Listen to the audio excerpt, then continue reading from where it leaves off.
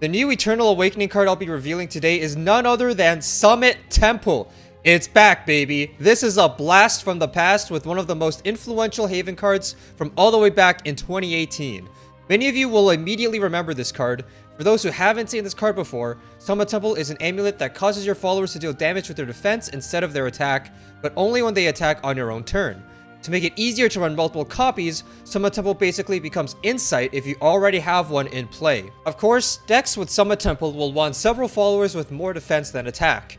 In rotation, 4 Pillar Tortoise and the 1/2 tokens from Hollow Cave Shrine have this type of stat distribution. However, the most critical component of Summit Temple synergy is not necessarily the stat line itself, rather it's whether the follower can attack on the turn it's played. Having Summit Temple on the board completely changes the dynamic of how both players evaluate trades and board state. From the opponent's perspective, they won't always need to fully clear your followers to keep themselves safe. Instead, they can focus on reducing the defense of your followers such that they deal minimal damage on your turn. Fortunately, followers with Rush or Storm will be able to cash in on any extra damage from Summit Temple right away. Historically, Storm followers such as the infamous Heavenly Knight have been the strongest way to make use of Summit Temple. With your defense acting as your attack, your followers become weaker each time they trade. It follows then that going face as much as possible should typically be the plan for any Summit Temple deck. Back in Brigade of the Sky, recognizing when to go face with a 3/5 Bejeweled Tortoise was critical for Summit Haven. Let's talk about board locking in a bit more detail. Unless your opponent really wants to get rid of Summit Temple with something like Resolve of the Fallen, it's going to stick around once you've played it.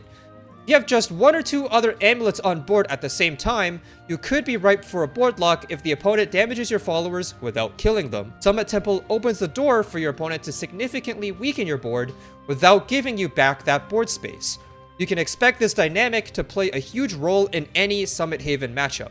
With respect to synergies, I think what Summit Temple needs most is a powerful Storm follower like Heavenly Knight, and from there it depends on which archetype can best support both cards. Decks that benefit from having multiple amulets on the board are going to be the most obvious choice for Summit Temple. Selena Sugar Kiss Assassin gains additional fanfare effects based on the number of allied amulets in play, so a 1 playpoint amulet that stays on the board indefinitely could be very useful, especially for playing multiple Selenas. Having 4 amulets in play is a fairly steep condition, so having more 1 playpoint amulets in your deck can make that easier to pull off. Other bomb card for Amulet Haven is of course Sophina Strength. Sophina's protective effect will make it harder for your opponent to reduce the damage your followers can deal. Cards that have a great stat line for Summit Temple but can't attack right away, such as Calm Featherfolk, will be easier to use if they have Sophina to protect them. Sophina herself has a thick 2/6 stat line. Normally, the opponent will struggle to full clear a Sophina board, but having Summit Temple can potentially make that more punishing. Although the original Meowscar's amulet is rotating out, Major Prayers will remain in rotation. With Summit Temple on board, you only need 1 more amulet to activate both effects of Major Prayers, making it a great card. Meowscars will be able to push 4 damage before evolving, and in combination with cards that can put Arcane Personnel Carrier in play, that damage can get massive. It should go without saying that Major Prayers will be a core card in any sort of Summit Haven deck. Revolver Eagle is frequently played in existing Amulet Haven decks, but the bullet bike it summons is somewhat at odds with Summit Temple. Regal Falcon being a 3/4 Storm follower is great, but the stats from bullet bike are not going to be as valuable in a Summit Temple deck. It does open the door for some value trades, since bullet bike makes your follower stronger on your opponent's turn. Revolver Eagle is a single card that puts 2 amulets on the board to fuel cards like Selena, and that is already fairly valuable. 2 Haven decks have been meta in Storm over Reveal, those being Ward Haven and Sanctuary Haven. Although Sanctuary Haven loses its Natura synergy with Verdant Conflict rotating out, both of these decks have a solid enough core that they could remain strong in Eternal Awakening.